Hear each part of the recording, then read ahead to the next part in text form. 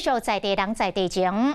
台南市场的古迹开基灵油宫，最近是做一届来开工72基的乌灵旗，要互信众跋杯，请倒去厝参拜。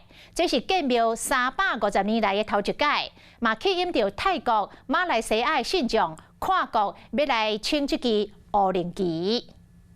台南市场古迹开基灵油宫委员杨正勇就讲，乌灵旗有顶替管辖收件祭祀作用。在咱人家的这个神明厅的服侍，会使来顶替公民驱邪压煞吼。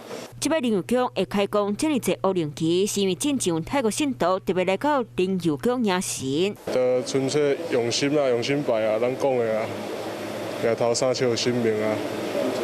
求一个平安、身体健康、万事如意啊！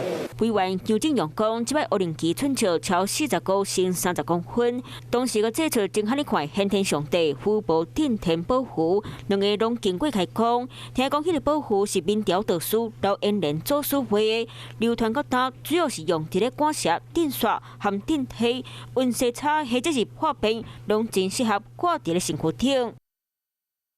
Hello， 大家好，我是林依文。想要抢先掌握最及时的新闻资讯吗？赶快订阅、按赞、开启小铃铛，锁定华视新闻的 YouTube 频道。